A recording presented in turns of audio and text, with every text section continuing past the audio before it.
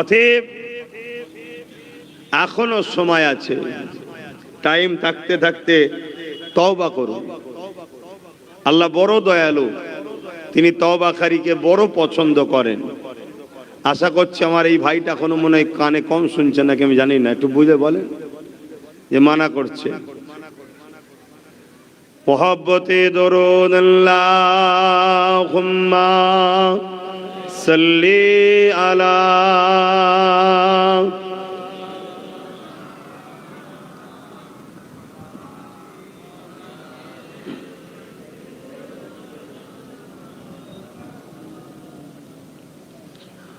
أعوذ بالله من الشيطان الرجيم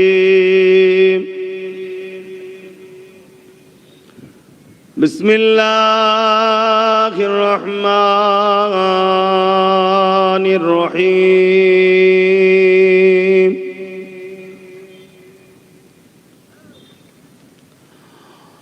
قال الله تعالى في كلام المزيد الفرقان الحميد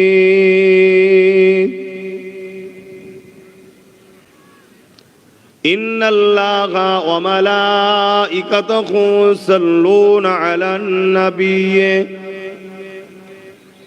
يا أيها الذين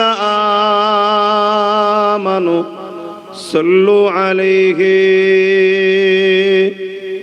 وسلموا تسليما اللهم صل على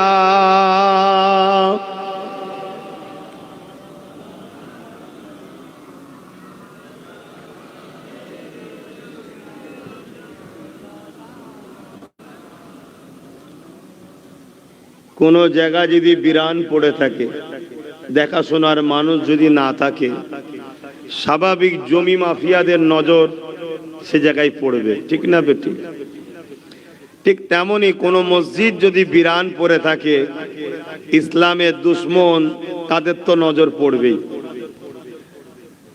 ঠিক তেমনি যদি আমরা কোরআনের মাহফিল গুলোকে গুরুত্ব না দিই, আগামী দিন দেখবেন এটাও আইন হবে, ইসলামের আলোচনা বন্ধ, যে যার ঘরে ঘরে করো।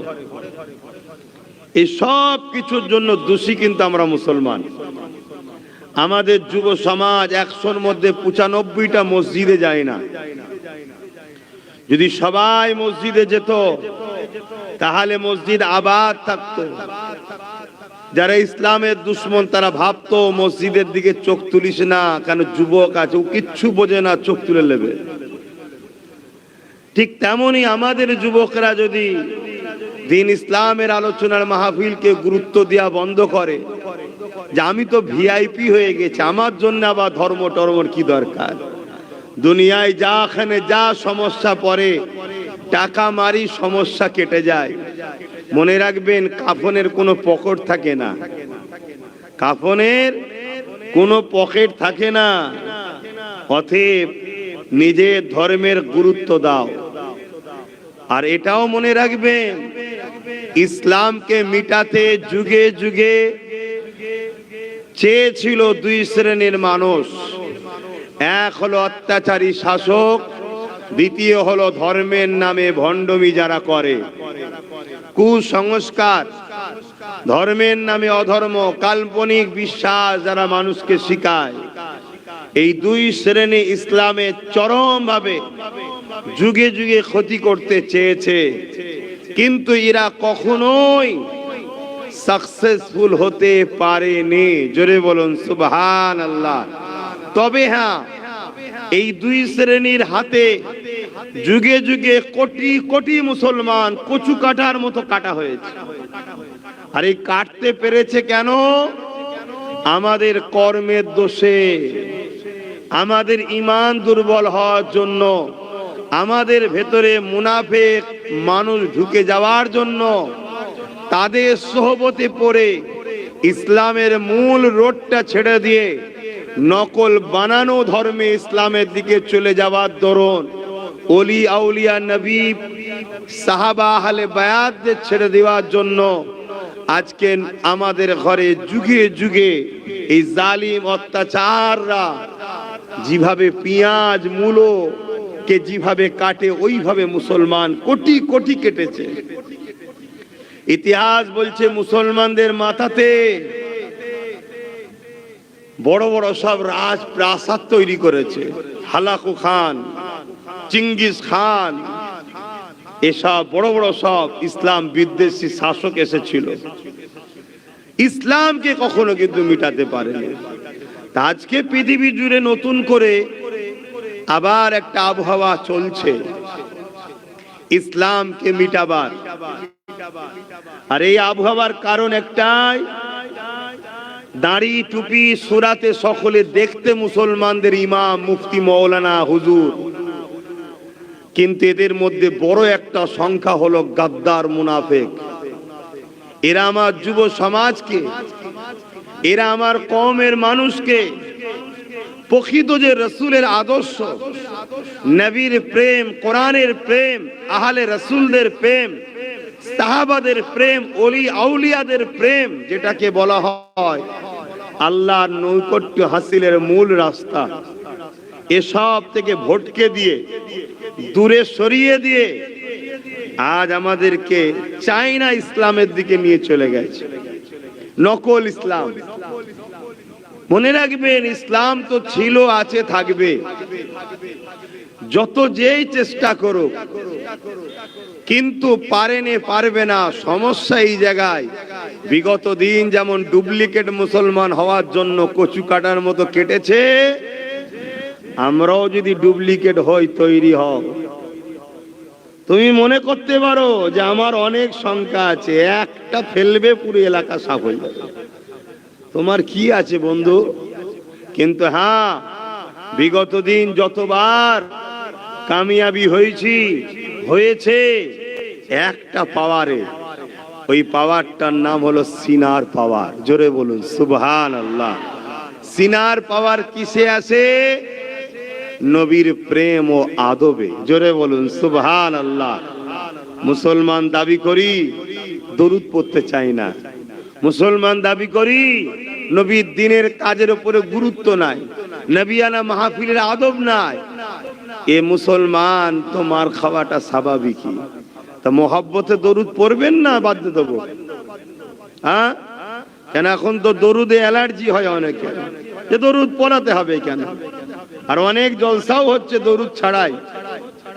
আসমান জমিনের বিচকানে ওই কাজ ঝুলতে থাকে যে কাজের মধ্যে হুজুরের উপরে দরুদ থাকে না। নামাজের থেকে অনেক বড় ব্যাপার হলো নবীর উপরে দরুদ পড়া, কিন্তু উম্মাদকে ভুলিয়ে দেওয়া হয়েছে, উম্মাদকে গুরুত্বটাই হীন করে দেওয়া হয়েছে।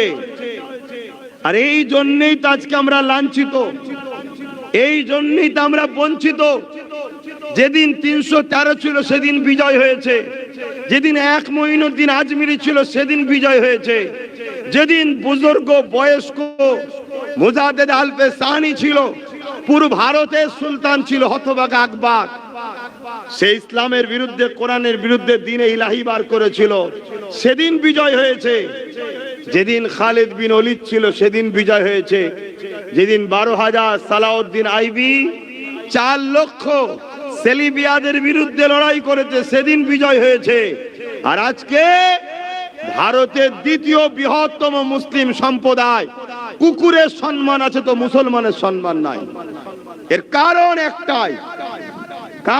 একটাই, আমরা মুনাফিকদের পাল্লায় পড়ে হুজুরের প্রেম আদব আমাদের দিল থেকে বেরিয়ে গেছে। সব নামে মুসলমান, নামে তালপুকুর ঘটি ডোবে না, হুজুরের প্রেম নাই। মায়ের বিষয়ে কথা বললে মারে, বাপের বিষয়ে কথা বললে মারে।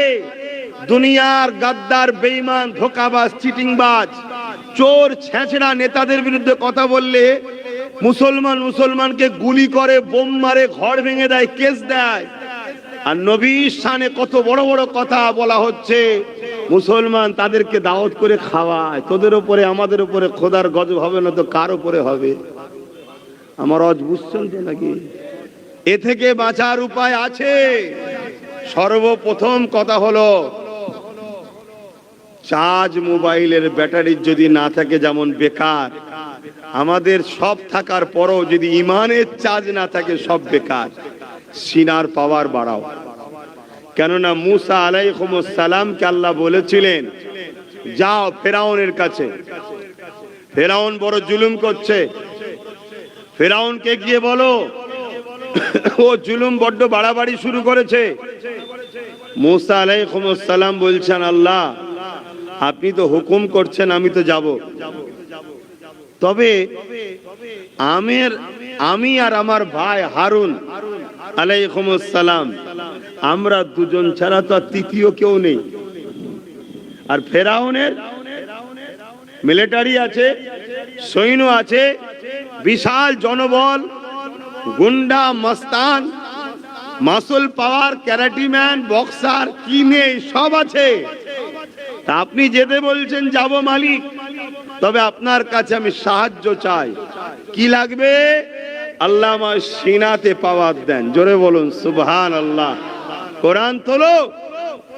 আল্লাহ নবী মুসা বলেনে যাকে আমাকে AK-47 দাও, পারমাণবিক বোমা দাও, মিসাইল দাও, না, আল্লাহ আপনি আমার সিনাতে পাওয়ার দেন। জোরে বলুন সুবহানাল্লাহ। পৃথিবীতে কটা পাওয়ার আছে? ম্যান পাওয়ার, মানি পাওয়ার, মাসুল পাওয়ার বা অস্ত্র বলতে পারেন, এখন তো মাসুল নয় অস্ত্র, আগে তরোয়াল ছিল মাসুল, অস্ত্র, আর ম্যান্ডেট পাওয়ার, রাজ শক্তি সংগঠিত। এই সব পাওয়ারের ওপরে একটা পাওয়ার আছে যেটা শুধুমাত্র ইমানদার মুসলমানের কাছে আছে, এটা অন্য কারো কাছে নাই। ওই পাওয়ারটা হলো সিনার পাওয়ার। জোরে বলুন সুবহানাল্লাহ। ওই পাওয়ার আমাদের নুকসান হয়ে গেছে, ওই পাওয়ার আমাদের শেষ। ওই পাওয়ার শেষ হবে কি করে? আল্লাহ নবী বললেন যখন আমার উম্মত লুবি হয়ে যাবে। লুবি, আমরা লুবি হয়েছি না হইনি? দেখো আমরা লোভে পড়ে গেছি। লোভ আমাদেরকে পেট ভরে খাবার পরও আবার যেন মনে হয় ফ্রিতে যখন পাচ্ছে একটু খেয়েই নি। লোভ এত খারাপ জিনিস। তো যাক, মুসা আলাইহিস সালামকে আল্লাহ বললেন যাও আমি তোমার সিনাতে পাওয়ার দিলাম। জোরে বলুন সুবহানাল্লাহ। এখানে আরো একটা কথা মনে রাখবেন, সমস্ত নবী আলাইহিস সালামরা ছিলেন হুজুর পাক সাল্লাল্লাহু আলাইহি সাল্লামের উম্মত ও আশিক। জোরে বলুন সুবহানাল্লাহ। শুধু আমরা নবীকে ভালোবাসি তা নয়, সমস্ত নবীরা ছিল আমার নবীর আশিক। রুহের জগতে সমস্ত নবীদের কাছ থেকে মিশাক লিয়া হয়েছে, সাক্ষী নেওয়া হয়েছে আমার হুজুরের বিষয়ে, যে বলো তিনাকে রাসূল বলে মানবে কিনা। কোরআন খুলুন, সূরা বাকারা দেখুন, আল্লাহ সেখানে আমার নবীকে বলছেন, নবীদেরকে, তখন সমস্ত নবীরা সাক্ষী দিয়েছেন আল্লাহ আমরা আপনার নবীকে পেলে তিনাকে হেল্প করব, তিনার খেদমত করব, তিনার উম্মত সেজে তিনার পিছনে আমরা তিনার পিছনে ঘুরে বেড়াবো। জোরে বলুন সুবহানাল্লাহ। মুসা সাল্লামের সিনাতে আল্লাহ পাওয়ার দিলেন। মুসা নবী রাজ পাওয়ার ফেরাউনের রাজ দরবারে চলে গেল, গিয়ে বলতে লেগেছে ফেরাউন তুমি গরিবদের উপর জুলুম করছো কেন? প্রত্যেকটা জালিম শাসক ইসলামকে ভয় করে, কারণ শোনেন, জালিম মানে সে অত্যাচারী, অন্যায়কারী, সে গরিবদের উপরে বেইনসাফি করে, সে গরিবদের উপরে অত্যাচার করে, মানুষেরকে লোটে। এই জালিম হুকুমত ছিল ফেরাউন। ওই ফেরাউনকে যখন বলা হলো তুমি মানুষের উপরে জুলুম করছো কেন, এটা বন্ধ করো, ফেরাউন মুসা নবীর উপরে নানান দিক দিয়ে অত্যাচার করেছে, কিন্তু কোনোভাবে মুসা নবীকে পরাজিত করতে, জোরে বলুন, পারেনি। লাস্টে ফেরাউন কি করেছে? তার গণককাররা বলল শোনো ফেরাউন আধ্যাত্মিক পাওয়ারে লড়ছে। মুসা বলল তাহলে আমারও আধ্যাত্মিক পাওয়ার দরকার। শয়তানের বুদ্ধি যেমন হয়, 70,000 জাদুকর ডেকে নিয়ে এসছে, 70,000 জাদুকর নিয়ে এসছে। 70,000 জাদুকর একটা করে রশি এনেছে। রশিগুলো যখন ছাড়ছে সব একটা একটা করে বড় বড় সাপ হয়ে যাচ্ছে। মুসা নবী ও ভাই হারুন আলাইহিস সালামের দিকে তেড়ে তেড়ে যাচ্ছে। আল্লাহ বলছেন ফেরাউন মুসাকে, মুসা তোমার হাতের আশা লাঠিটা ছাড়ো। মুসা নবী যখনই লাঠিটা ছাড়লো, সঙ্গে সঙ্গে লাঠিটা বিশাল বড় একটা সাপ হয়ে গেল। জোরে বলুন সুবহানাল্লাহ। 70,000 সাপ হয়েছে, সুবহানাল্লাহ বললেন না। আর মুসা নবীর একটা সাপ হয়েছে, সুবহানাল্লাহ বললেন কেন? বলুন কেন বললেন? আপনারা সাদামাটা মানুষ একটাই উত্তর দিতে পারেন, এটা ঈমানের ব্যাপার, ওটা জাদুর ব্যাপার। কিন্তু অমুসলিমকে কি করে বুঝাবেন আপনি জাদু কি আর মোজেজাটা কি?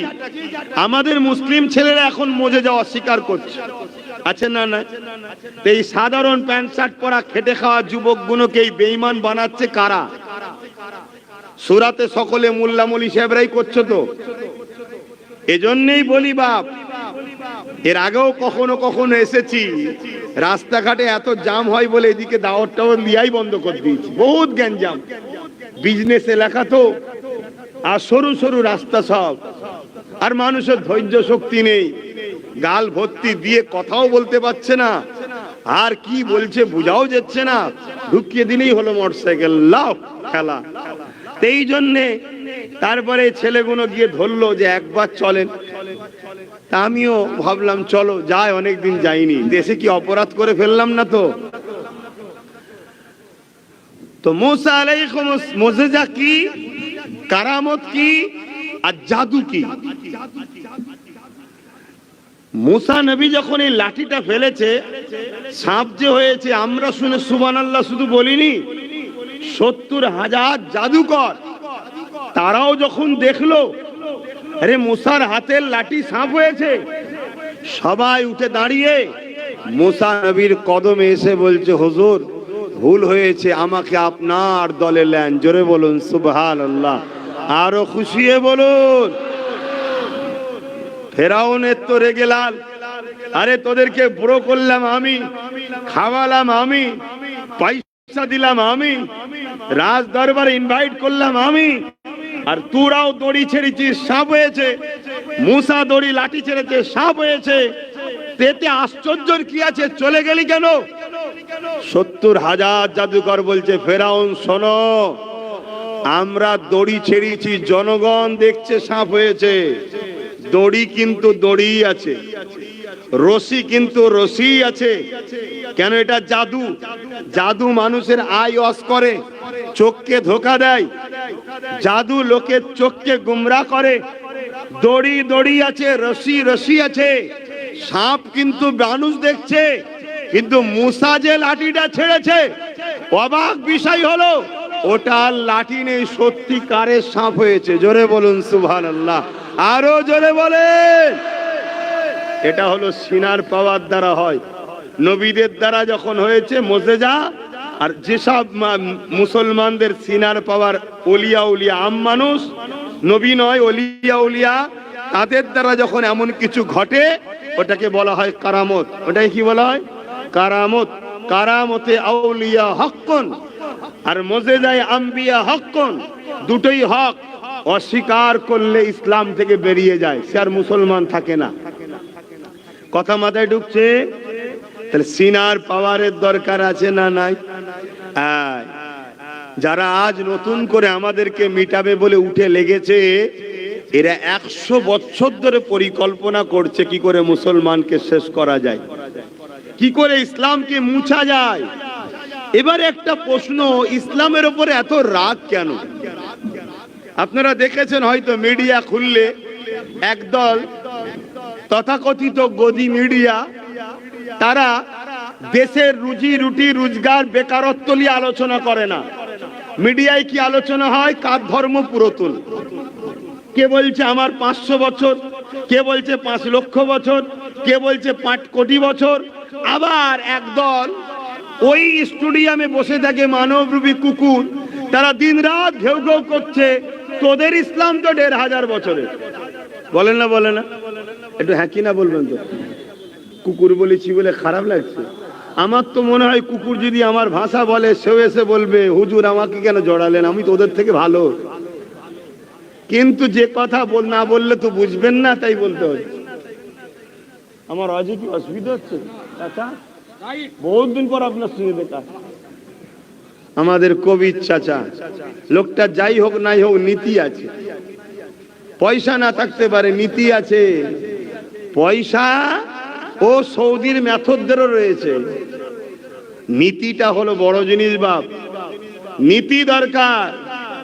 আজ মুসলমান আমরা নীতি হারা হয়ে গেছি। আমাদের নীতি কই? একটা নীতি হওয়া দরকার, ভুল তো ভুল, ঠিক তো ঠিক। তাতে ঠিকের ওপরে মজবুত, ভুলের ওপর যদি হয় ভুলের ওপরেই মজবুত। এটা আমার বাপ তো আমারই বাপ, আবার নতুন চকচকে থেকে বলবো না যে ওটাও বাপ। এরকম নীতি হওয়া দরকার। এখন সব নীতি ভ্রষ্ট হয়ে গেছে। কে কোথা থেকে সব এখন লিডার বেরিয়ে পড়েছে, বাপ রে বাপ। যে যেখান থেকে পাচ্ছে চিল্লাচ্ছে, এক একজন ডায়লগ দিচ্ছে, ডায়লগ শুনে শুনে মাথা খারাপ। আর সব বোকা মুসলমান নেস তুলে ছুটছে, যে যেখানে পাচ্ছে ছুটছে। জানে না এরা পড়েছে পাকে, যত লড়ছে আরো পুঁতছে, যত লড়ছে তত পুঁতছে। আর এটাও বুঝতে পারছে না ছিলাম কড়াতে, তুলে নিয়ে এবার চুলোই ফেলা হবার প্ল্যান চলছে। পুরো রোস্ট তন্দুরি হয়ে যাবি। ভাষা খারাপ লাগছে নাকি? এনেছেন যখন দুজন হলো, ওখানে ভালোবাসার আছে না নাই? কারা কারা আছে একটু হাত তুলে দেখাবেন। সত্যি ভালোবাসেন? আলহামদুলিল্লাহ। কমসে কম এই কটাকে বুঝাবার জন্য তো বলতে হবে। বাকি নেবে কি না নেবে সেটা তার রুচির ব্যাপার। আমি তার পক্ষও নয়, বিরুদ্ধও নয়। আমি আমার সন্তান, আমার বাপ, আমার মা, আমার ভাই বোনেদের তো বুঝাতে লাগে নাকি? হ্যাঁ, সবাই যদি বলতে পারে এই গণতান্ত্রিক দেশে, আমি কেন বলতে পারবো না?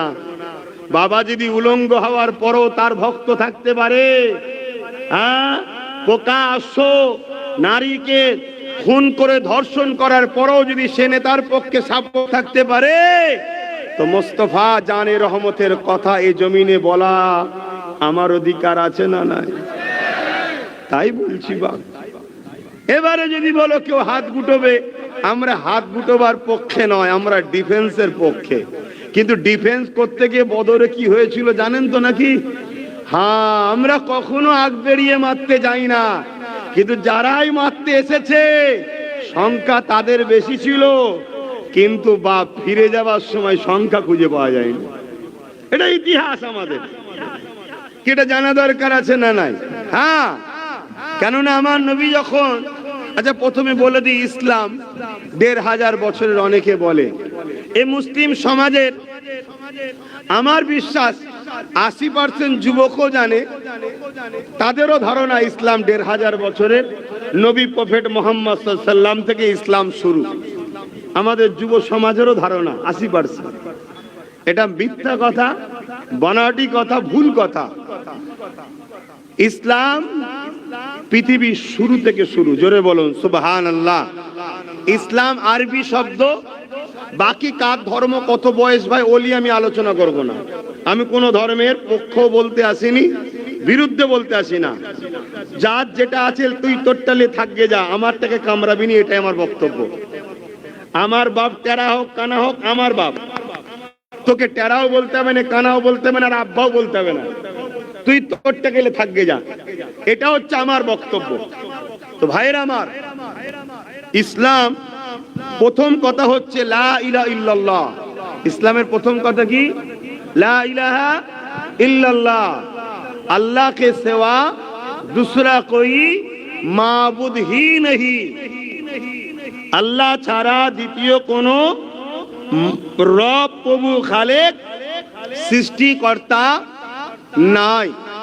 এটা হলো ইসলামের প্রথম কথা। চলে আসুন, এই পৃথিবীতে, এই পৃথিবী নামক গ্রহ, এটা একটা গ্যালাক্সি। আমার আল্লাহ এরকম কয়েক লক্ষ মিলিয়ন বিলিয়ন গ্যালাক্সি তৈরি করেছে। এই পৃথিবী নামক গ্রহ হলো মানুষের জাতির জন্য পরীক্ষা সেন্টার আল্লাহ করেছে। এই গ্রহতে যখন প্রথম দুজন মানুষ আসে, একজন হলো পুরুষ আর একজন হলো মহিলা। পুরুষটার নাম হলো আবার কি চিঠি ফিটি কেন আসছে রে বাবা?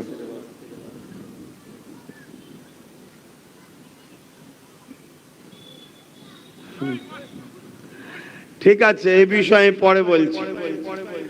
কমিটি কারা আছে একে একটু সাইড লিজে বসতে দাও, ডিস্টার্ব করুন। একটা চেয়ার দাও, দিয়ে সাইডে বসতে দাও। একটা চেয়ার দাও। একটা কাগজ দিয়েছে, কি লিখেছে লাস্টে আমি শোনাচ্ছি। এইসব কেন আবার জলসা টলসা ঝামেলা করিস বাবা? একটু না বললেও আবার সন্দেহ করবেন যে কি দিল। আমাকে একটু ঠান্ডা গরমে বুকে কফ জমে গেছে। আমার আলোচনা আপনারা বুঝছেন তো নাকি? পৃথিবীতে দুজন মানুষ আছে, একজন নারী আর একজন পুরুষ। পুরুষটার নাম হলো আদম আলাইহিস সালাম, নারীটার নাম হলো হাওয়া আলাইহিস সালাম। এনারা দুজনা পৃথিবীতে সর্বপ্রথম এসেছে। এনারা দুজনই মানতো লা ইলাহা ইল্লাল্লাহ। জোরে বলুন সুবহানাল্লাহ। আরো জোরে বলুন। তৃতীয় কোনো মানুষ যেদিন ছিল না, দুজন ছিল, বাপ আদম মা হাওয়া। তাদেরও ধর্ম ছিল ইসলাম। জোরে বলুন সুবহানাল্লাহ। আরো শুকরিয়া আদায় করে বলি আলহামদুলিল্লাহ। কেন আমরা আমাদের বাপ আদম মা হাওয়ার ধর্মের উপরে আছি। জোরে বলুন সুবহানাল্লাহ। পৃথিবীতে যত কোটি মানুষ এসেছে, আসছে, আসবে, সবার সূচনা শুরু কিন্তু এই বাপ আদম মা হাওয়া থেকে। অর্থাৎ বাপ আদম মা হাওয়া সমস্ত মনুষ্য জাতির প্রথম বাবা, প্রথম মা। জোরে বলুন সুবহানাল্লাহ।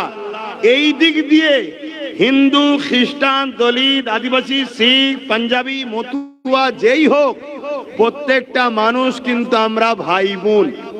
শুনছেন তো নাকি? হিন্দুরাও আমাদের ভাই বোন, খ্রিস্টানরাও আমাদের ভাই বোন, আদিবাসীরাও আমাদের ভাই বোন। কেন? আমরা সবাই এক বাবা এক মা আদম আর হাওয়া থেকে জন্ম সূত্র শুরু। জোরে বলুন সুবহানাল্লাহ। ছেলে বড় হওয়ার পর বাপ ছিল মৌলানা, ছেলে এখন 10টা ছেলে, একজন ডাক্তার হয়েছে, একজন ইঞ্জিনিয়ার, একজন উকিল হয়েছে, একজনে হয়েছে, আবার একটা ছেলে মৌলানা হয়েছে। তার মানে বাপের ওপরেই রয়ে গেছে। কথা বুঝলেন? তা আমাদের ধর্মে সমাজের বুকে বাপের ছেলেরা হাজারো মতে সব বিভক্ত হয়েছে, কিন্তু আলহামদুলিল্লাহ আমরা সেই বাপের ধর্মের ওপরে, আদর্শের ওপরে, সেই দেখানো রাস্তা লা ইলাহা ইল্লাল্লাহ, আল্লাহ কে সেवा दूसरा कोई माबूद ही नहीं, তার উপরে আমরা আছি। গর্বিত না? গর্বিত নয়? তাই বলুন আলহামদুলিল্লাহ, বলুন সুবহানাল্লাহ, নারী দিবেন। ভাইয়ের আমার, তাহলে ইসলাম কবে থেকে মাথায় ঢুকলো? আর একটু বলি, ভারতবর্ষে ইসলাম কবে এসছে জানা দরকার আছে না? নাই কি? আচ্ছা, আপনাদের ধারণা ভারতবর্ষে ইসলাম কবে এসছে? বলেন বলেন। যারা আমার অস শুনেছেন তারা উত্তর দেবেন না, বাকিরা বলেন কবে থেকে এসছে? 1400 বছর। বাপ আদম আলাইহিস সালাম ডাইরেক্ট জান্নাত থেকে হিন্দুস্তানে এসেছিলেন। অর্থাৎ হিন্দুস্তান জান্নাতের সঙ্গে সম্পর্ক। জোরে বলুন সুবহানাল্লাহ। আমরা গর্বিত, सारे जहां से अच्छा हिंदुस्तान हमारा। क्यों ना अच्छा है हिंदुस्तान हमारा? क्योंकि सबसे पहले जो इंसान बसर आए थे, हर इंसान का जो पहले अव्वल अब्बा है, वो हिंदुस्तान में तशरीफ डायरेक्ट जन्नत से लेके आए हैं। बोलिए सुभान अल्लाह। আমাদের আব্বার পায়ের ছাপ এখনো রয়েছে। ডাইরেক্ট ইসলাম এসেছে ভারতে, আর আম্মা হাওয়া এসেছে আমার নবীর দেশ জাজিরাতুল আরব, ওখানে মা হাওয়া এসেছে। আলহামদুলিল্লাহ, আমরা হলাম সেই হিন্দুস্তানের মানুষ। এটা আমাদের আব্বাজানের দেশ। জোরে বলুন সুবহানাল্লাহ। সাদা চামড়ার ব্রিটিশ এসে চেয়েছিল বাপের ছেলেদের মধ্যে বিভাজন লাগিয়ে দেশকে লুটবো। এখন কালো চামড়ার ব্রিটিশরা বসে আমাদের ভাই ভাই লাগাচ্ছে, দেশকে লুটছে। ভাইদেরকে এক হয়ে থাকতে হবে। একটু দেশের কথা বললাম, কারো অসুবিধে হলো নাকি? কেন? কিছু মুখ পোড়া মুসলিম দাবিদার আছে, ধর্ম সম্বন্ধে জানে না, জাহেল মূর্খ, তারা আবার সমালোচনা করে আমরা আলোচনা করলে। কথা বুঝে আসছে? দেশকে ভালোবাসা এটা আমার নবীর সুন্নাত। জোরে বলুন সুবহানাল্লাহ। যে যার মাতৃভূমিকে ভালোবাসতে হবে, যে মাতৃভূমিকে ভালোবাসতে পারবে না সে 100% নিখুঁত মুসলমান হতে পারলো না। 100% নিখুঁত মুসলমান হতে গেলে সব কাজের মধ্যে দেশটাকেও ভালোবাসতে হবে। তা আমাদের মাতৃভূমি হলো আব্বাজান আদম যে দেশে এসেছে সেই মহান মাতৃভূমি ভারতবর্ষ, হিন্দুস্তান। জোরে বলুন সুবহানাল্লাহ। আরেকটু খুশির কথা বলি, আব্বাজান আদম আলাইহিস সালামের সাথে ভারতবর্ষের বুকে আমার নূর নবী, দয়ান নবীও এসেছিলেন। জোরে বলুন সুবহানাল্লাহ। আরো জোরে বলবেন না? কেন আমার নবী তখন বাপ আদমের পেশিনাতে ছিল, জানেন তো নাকি? নূরে মুহাম্মদ রসুল বাপ আদমের কপালে ছিল রক্ষিত, তখন সুরক্ষিত। বাপের সাথে উনিও দুনিয়া এসেছিলেন। জোরে বলুন সুবহানাল্লাহ। তাহলে আমরা গর্বিত না? গর্বিত না? হ্যাঁ, কিন্তু আজ আমরা লাঞ্ছিত আমাদের কর্মের দোষে। আমরা হুজুরকে ছেড়ে দিয়ে হুজুরের দুশ্মনদের ঘরে নেতা বানাই, এজন্য আমাদের আজকে লাঞ্ছিত। আমাদেরকে পরিবর্তন হতে হবে। তো যাক, ইসলামের উপরে টার্গেটের কারণ কি আমি যদি সংক্ষেপে আমার নবী পাকের লাইফটা একটু বুঝাই। আল্লাহ নবী আসার আগে হযরত ঈসা আলাইহিস সালাম এসেছিলেন। ঈসা নবী চলে যাবার পর এই পৃথিবীর জমিনে ইসলামের মেসেজ দিবার মানুষ কেউ ছিল না। এখানে আর একটা কথা বলি, সমাজে কিছু ইউটিউবে দেখা যায় দাড়ি টুপিওয়ালা মুসলমানদের স্কলার, দাড়ি টুপিওয়ালা মুসলমানদের বক্তা সেরে প্রচার করছে, যারা মূলত ইহুদি খ্রিস্টানি, যারা মুসলমান সেজে মুসলমানদের রহনুমা হয়েছে। তাদের বক্তব্যের মধ্যে পাওয়া যায় অনেক নবীদের নাম বলে তারা নাকি ইহুদি খ্রিস্টান ছিল। নাউযুবিল্লাহ। মনে রাখবেন, 1 লক্ষ মতান্তর 2,24,000 নবী রাসূল এই জমিনের উপরে যারা এসেছে সবাই ইসলাম ও মুসলমান ছিল। এটা আমাদেরকে মিসইউজ করা হচ্ছে। এই কথা যে বিশ্বাস করবে সঙ্গে সঙ্গে সে ইসলাম থেকে বেরিয়ে যাবে। তাহলে কিভাবে আমাদেরকে বেঈমান বানানো হচ্ছে দেখছেন? হাজার হাজার গাছ, যদি গাছের মূলগুলো কেটে নেওয়া হয়, বলুন ও গাছ আর কোনোদিন ফল দিতে পারবে না? কোনো কাজে লাগবে? 2 দিন পরে সব দেখবেন নিজে নিজেই ঝলসে ঝলসে শেষ। তা আমাদের সব রাখছে, নামাজ আছে, দাঁড়ি আছে, টুপি আছে, রোজা আছে, হজ আছে, মুসলিম নাম আছে, তাকবীরের বাহারও রয়েছে, সব রয়েছে।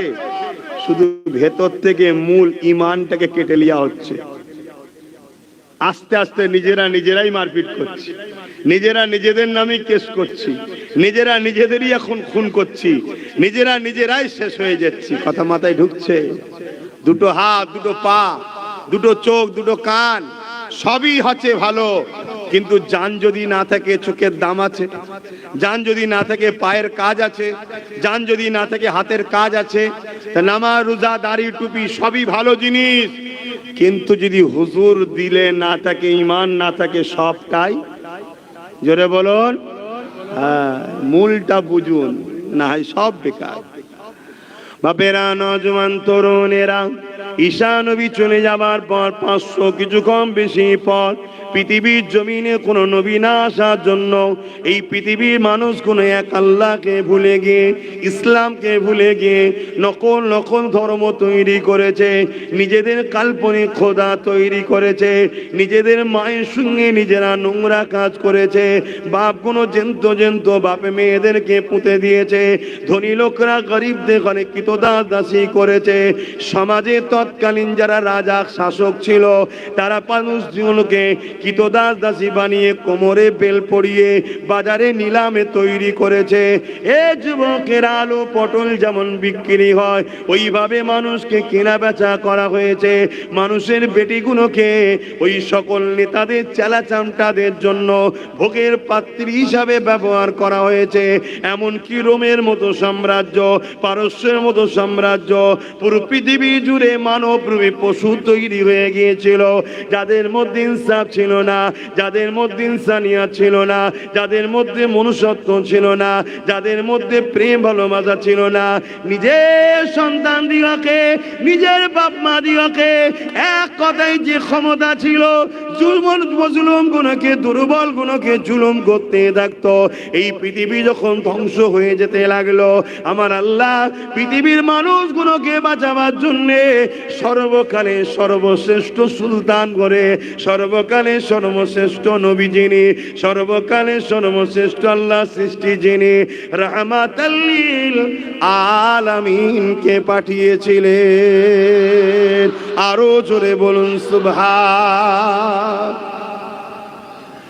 এ নওজোয়ান তরুণেরা, আল্লাহ নবী দুনিয়া জমিনে আসিলেন, নবী আমার মক্কাতে আগমন করলেন। মক্কা হলো আমার নবীর মাতৃভূমি।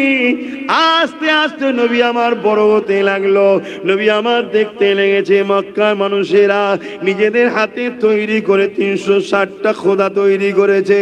ওই খোদাগুলোকে খুশি করার জন্যে কখনো কখনো বাচ্চা বাচ্চা ছেলেদেরকে বলি দিতে লেগেছে, এবং ওই খোদার সামনে নারীদের উলঙ্গ নাচ হতে লেগেছে। ওই খোদাকে কেন্দ্র করে মেলা হতে লেগেছে, সেখানে ছেলে মেয়ে কিনা বেচা হতে লেগেছে, নোংরা পতিতালয় খোলা হয়েছে। এক কথাই পাপাচারে পুরো মক্কা জুড়ে এমন করে ছুঁয়ে গেছে, খুন খারাপি দাঙ্গা ফাসাদে ভরে গেছে। তারা কেউ এক আল্লাহকে মানত না, তারা ঈসা নবীর দাওয়াতকে ভুলে গেল, ইব্রাহিম নবীর মেসেজকে ভুলে গেল, ইসমাইল নবী এক আল্লাহ দাওয়াত দিয়েছিল ভুলে গেল। কেননা নবী যখন ওয়াজ করা বন্ধ করে দিয়েছে, এই সময়েতে দুশ্মনেরা, এমন করে ইসলাম বিদ্বেষীরা, এক কথায় শয়তানের ছেলেরা, তারা ক্ষমতার জোর দেখিয়ে তাদের কাছে নিজেরা প্রভু সেজে বসে গেছে। আল্লাহ নবী 40 বছর যখন বয়স হলো, নবী আমার তাদেরকে দিনের দাওয়াত দিবার জন্য কাবার পাশে একটা উঁচু জায়গায় দাঁড়িয়ে তাদেরকে ডাক দিয়ে বলতে লাগলো, এ আমার প্রতিবেশী মক্কা মানুষেরা, এই যে একটা পাহাড় দেখছে, একটা পাহাড়কে দেখালো, ওই পাহাড়ের ওই পাদদেশে একদল লোক রয়েছে, আমি মুহাম্মদ রসুলদি বলি তোমরা কি মেনে নেবে? তারা বলল হ্যাঁ মেনে নেব। আল্লাহ নবী বললেন, তুমি আমাকে না দেখে, তাদেরকে না দেখে কেন মানবে? তারা বলেছিল, কোনদিন আপনি মিথ্যা কথা বলেননি, 40 বছর ধরে আপনাকে দেখছি, কখনো মিথ্যা বলেননি, সর্বসময় সত্য কথা বলেছে, কখনোই আর কি ফাজলামি করেননি, ঠাট্টাও করেননি, কারো ক্ষতি করেননি, আমাদের থেকে সম্পূর্ণ আপনি আলাদা। মক্কার মুশরিকরা বলছে আমাদের থেকে সম্পূর্ণ আলাদা, আর বড় বড় মুফতি মাওলানা বলছে রসুল আমাদের মতো। আছে না না? এই সব বেঈমানদের জন্যই তো আমরা আজকে শেষ। এখন সব তারা এক হয়ে লিডার হয়েছে, সব মুসলমানদের रहनुमा, সব ইসলামের দুশ্মন গুলো সব এক ঝোপের মধ্যে ঢুকেছে। কি হবে? বাঁচার জন্য ঢুকেছে না, নিজেদের পাতের সুরো উঠে চলে যাবে, পাতের সুরো ঠিক রাখার জন্য সব এক হচ্ছে। ইসলামের জন্য যদি এক হতো, 10 বছর আগে থেকে চিল্লাচ্ছি ওয়াকাফ বাঁচাও, ওয়াকাফ বাঁচাও, ওয়াকাফ বাঁচাও, তখন ভাবতো না? ভাবতো নি? হ্যাঁ, বললেই তো আব্বাস সিদ্দিকী খারাপ, তা খারাপ হই হোক গে, যা আল্লাহর জন্য বলতে হবে না? হবে না? হ্যাঁ বলছি। এখন কেউ দুদিনের জন্য নেবেছে, তার হুড়োহুড়ি বেশি হবে। আমি তো 10 বছর ধরে এক লেভেলে চালিয়ে যাচ্ছি, আরো যতদিন বাঁচবো এক লেভেলে চালাবো, তাই আমার হুড়োহুড়িটা একটু কম লাগতে পারে। কথা মাথায় ঢুকছে? হ্যাঁ। তো মক্কার মুশরিকরা কি বললো? কোনদিন আপনাকে মিথ্যা বলতে দেখি না, জুলুম করতে দেখি না, ইয়ার কি ফাজলামি করতে দেখি না, আপনি সম্পূর্ণ আমাদের থেকে আলাদা। 40 বছর বয়স তখন নবীর। আমাদের সমাজে একটা মিথ্যা প্রচার আছে, আমাদের ঘরের নিরীহ যুবকগুলো এই কথাকে অনেকে বিশ্বাস করে কাফের হচ্ছে। কি কথা? নবী নাকি 40 বছর বয়সে মুসলমান হয়েছে, নবুয়াত পেয়েছে, তার আগে নাকি নবী ছিল না। শুনছেন না? শুনেন আপনারা সবাই নাউজুবিল্লাহ বললেন না কেন? হ্যাঁ, এ কথা যদি কেউ মেনে নেয় সঙ্গে সঙ্গে সে কুফরি করে কাফের হয়ে যাবে, গুস্তাগে রাসূল হবে। আর এই সংখ্যা যদি মুসলমান বাড়ে, মসজিদ যতই শান শওকতে থাকুক, আল্লাহর নবী বলেছে আখিরি জামানায় মসজিদ ভর্তি লোক হবে, একটা বেঈমান ইমানদার থাকবে না। তা নবী কি এমনি এমনি বলেছে নাকি? হ্যাঁ, দিনটা তো আমার বাপ আলী আকবর সিদ্দিকীর নয়, দিনটা তো আমার দাদু ছোট হুজুরের নয়, দিনটা তো জবানের মুজাদ্দিদের নয়, দিনটা তো সুলতান হিন্দ গরিবের নওয়াজের নয়, দিনটা তো গৌস পাখির নয়, দিনটা হলো আমিন আল্লাহ মুহাম্মদ রাসূলুল্লাহর। জোরে বলুন সুবহানাল্লাহ। তুমি বলবে আমি ইসলামের অনুসারী আর নবীর কথা মানবে না, এ মুসলিমের নামে মুনাফিক ধোঁকাবাজ ছাড়ার কিচ্ছু নয়। আর এই ধোঁকাবাজের জন্য আজকে আমাদেরকে গাড্ডাই পড়তে হচ্ছে। এখনো সময় আছে। আপনি হয়তো কারো মাথায় যেতে পারে হুজুর, ভাইজান, বাবাজি সবই ঠিক আছে, এখন কে ওয়াজ করার সময়? কেন, কি হয়েছে? না এখন তো এক হতে হবে। আরে আল্লাহ সাহায্য ছাড়া পৃথিবী এক হয়ে ভূমিকম্প থেকে বাঁচাতে পারবি? তাহলে সাহায্যটা কার দরকার? জোরে বলুন। আল্লাহ সাহায্য হয় সংখ্যা বেশি যখন থাকে তখন নয়, সংখ্যা যখন কম হয় তখনই সাহায্য হয়। জোরে বলুন সুবহানাল্লাহ।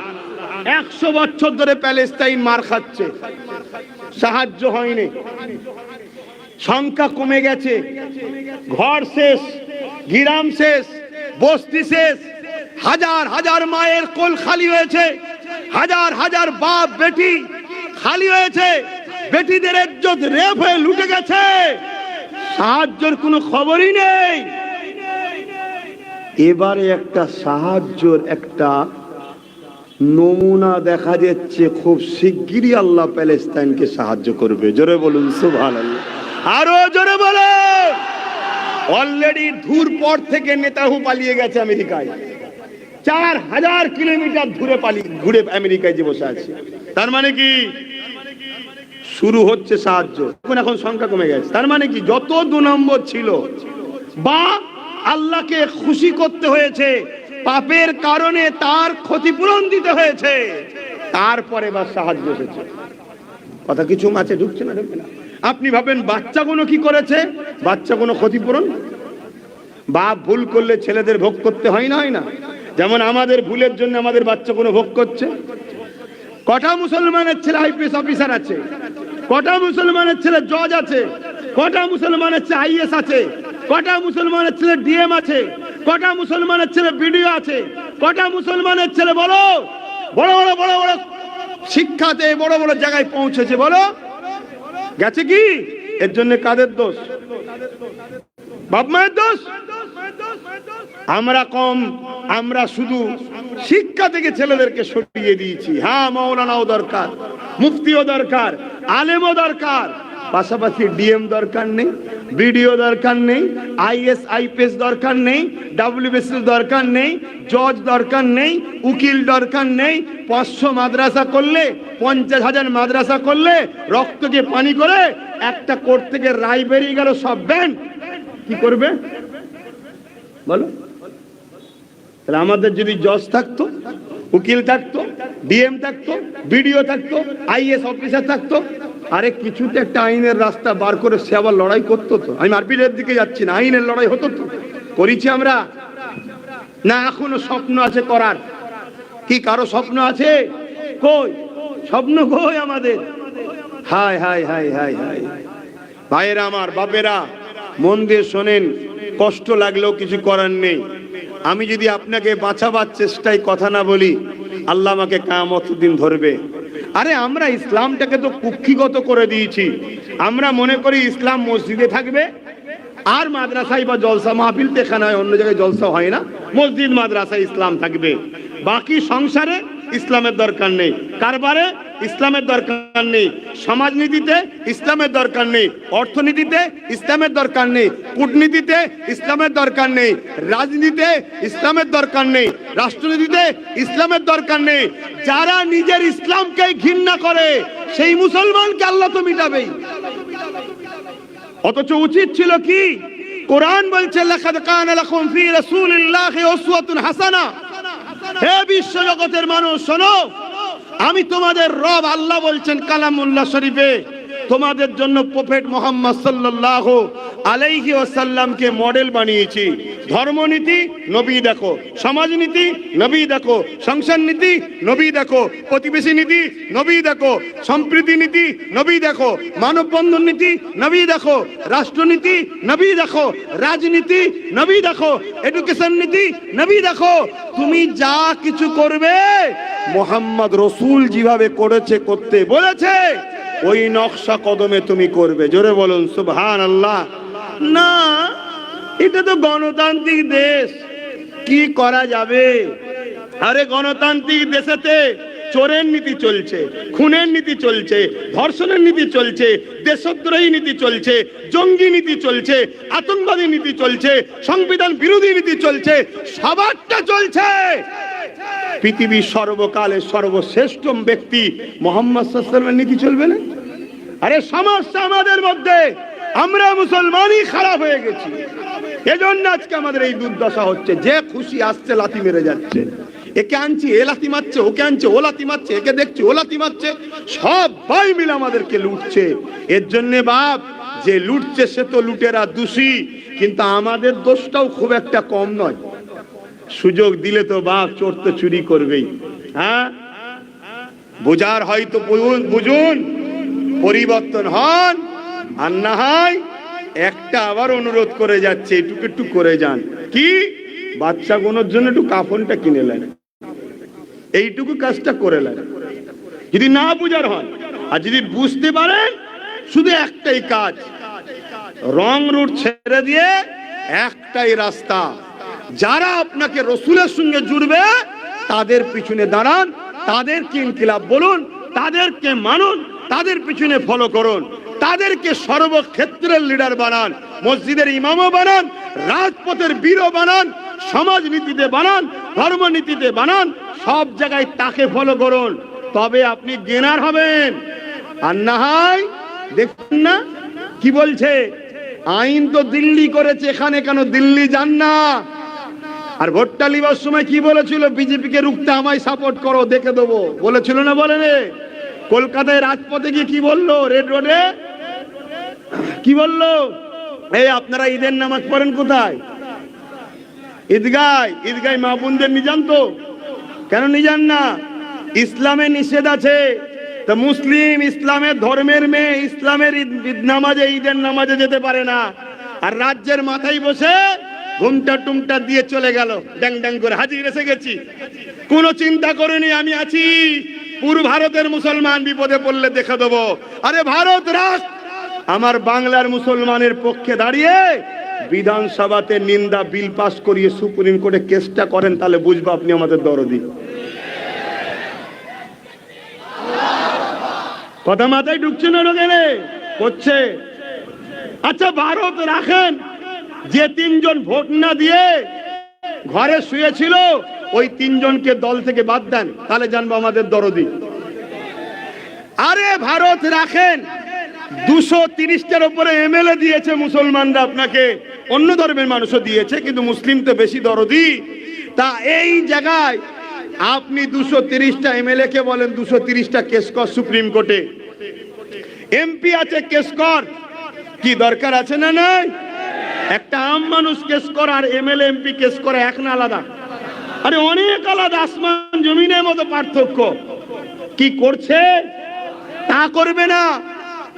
উপরন্ত দ্বিতীয় সেকেন্ড কমান্ডার 65% মুসলমান, যেখানে মাথা মুটা গুণের মাথায় ক্যাটাল লেকে যিনি বারবার জিতছে, উনি তো একদম ভেতরে ছিল কি এখনো বুঝতে পারছি না, যদিও থেকে থাকে কোনো খবরই তো নেই, কোনো আওয়াজই নেই।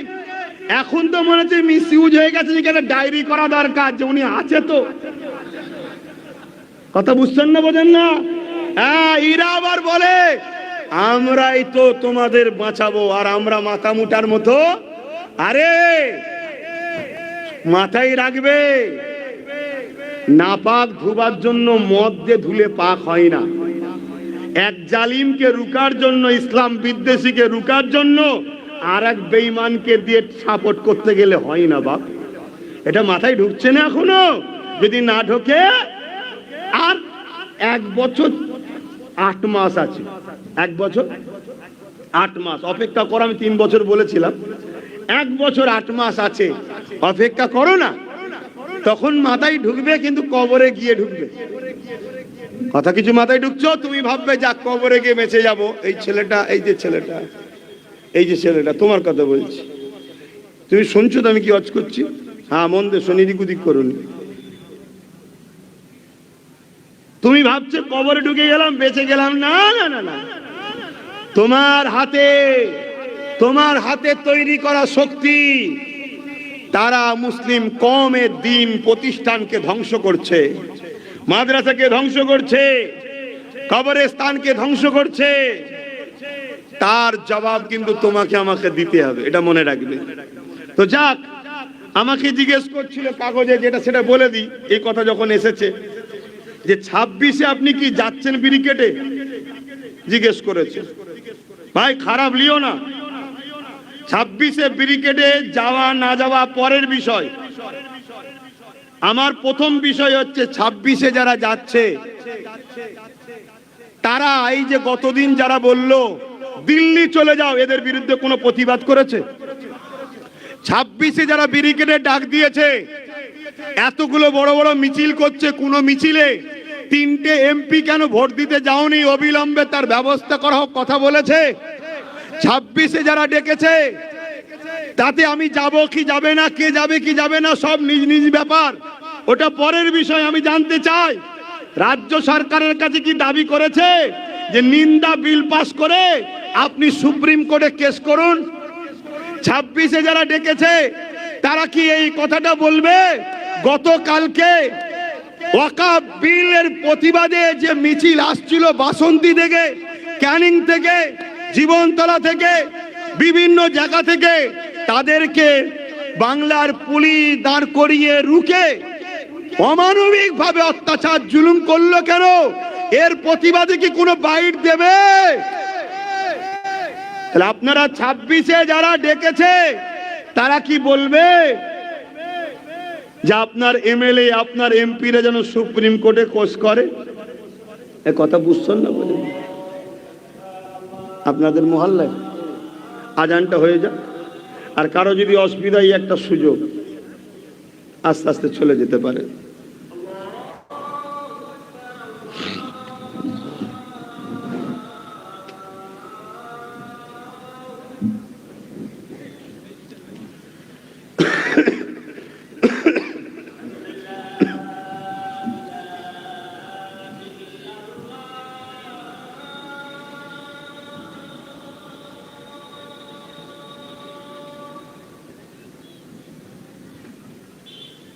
আশহাদু আল্লা ইলাহা ইল্লাল্লাহ।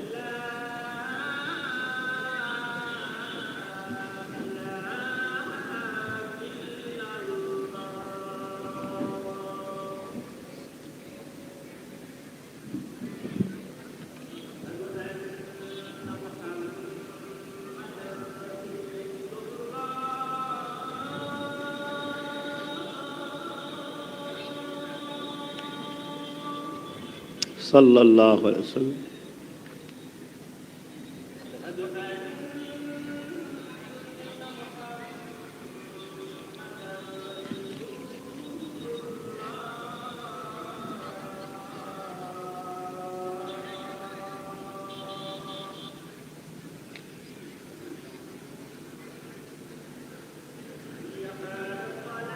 কটায় নামাজ হবে?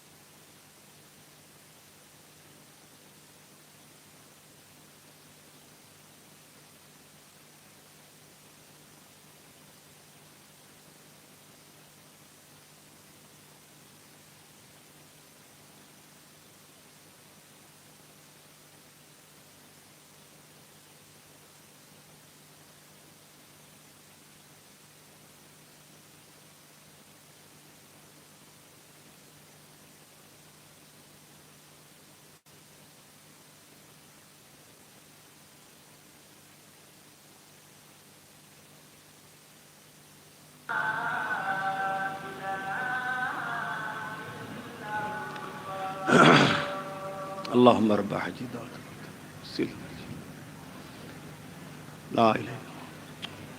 ভাইরা আমার, আজান হয়ে গেছে।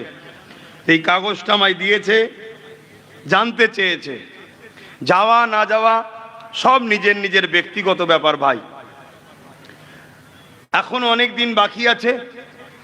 26-এ যিনারা ডেকেছেন, ওনারা যদি ওয়াকাফ কালা কানুনকে বাতিল করার সত্যিই যদি চেষ্টা করে, তাহলে আগামীকাল যেভাবে রাজ্য প্রশাসন ওয়াকাফ বিলের বিরুদ্ধে যেসব নিরীহ মানুষরা আন্দোলনে নেমেছিল তাদেরকে যেভাবে মেরেছে, এর প্রতিবাদে তাদের প্রতিবাদ করা দরকার আছে না নাই? আওয়াজ দিয়ে বলুন।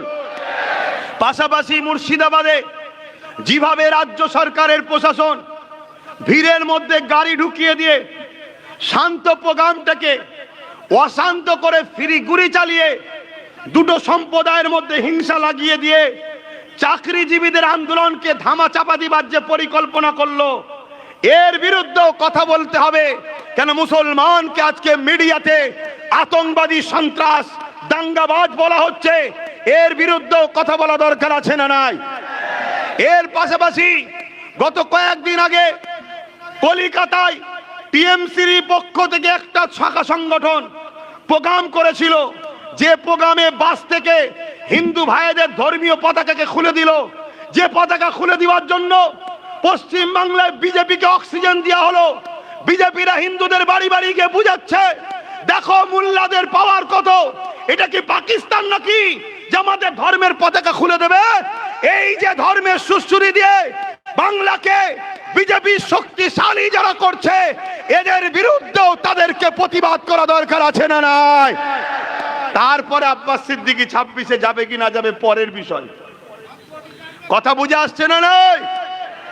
আমি আপনাদেরকে একটা কথা পরামর্শ দেবো, এই বিল কি রুকা সম্ভব আছে না নাই? কিভাবে সম্ভব আছে? কিভাবে সম্ভব আছে? আইন যখন কোন জিনিস হয়ে যায়, পাগলামি করবেন না। আমার কম পায় পাগলামি করবেন না। পাগলামি না করে খুব ভালো করে বোঝেন। আছেন চুলোতে, গরম লাগছে, লিয়ে ডাইরেক্ট এই কড়াতে লিয়ে ডাইরেক্ট চুলোতে ফেলে দেবে। এই চক্রান্ত হচ্ছে।